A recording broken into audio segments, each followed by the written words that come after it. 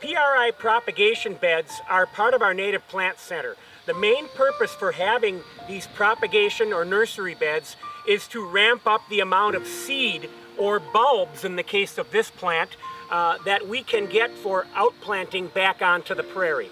So most of the species that we'll raise here are species that we cannot collect sufficient seed any given summer or pair of summers in a row where we cannot collect sufficient seed for, let's say, seeding an additional 3 or 4 or 5 acres. So as we're restoring the prairie out on the eastern part of our property, we need kilograms and kilograms of seed, and sometimes we can only collect 10 or 20 grams of a particular species. So they'll go into the greenhouse in the plugs, and when they're large enough, they'll come and we'll plant them out here either into raised beds or ground level beds for propagation purposes, solely for ramping up our seed collection.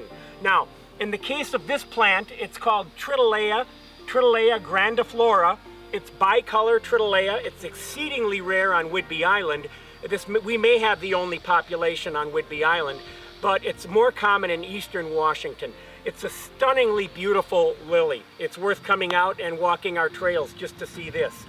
We also have primarily forb species, flowering plants that we'll use to raise again, once again, for seeds.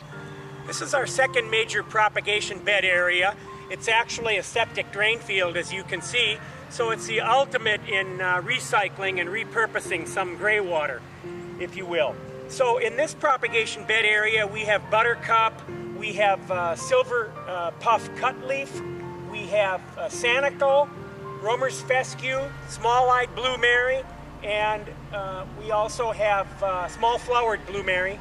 And we'll be expanding this area. Each bed is about 4 feet wide, and as we'll move on up, you'll see the other species that we're growing.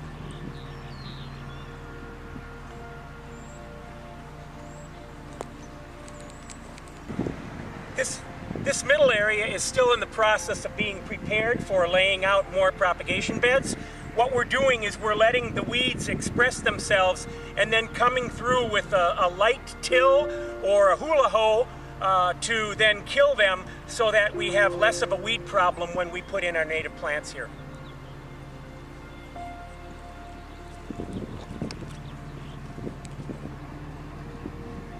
Yes, you caught me doing the perennial job here of weeding, and we would sure love some volunteers who like to get in and get their fingernails a bit dirty.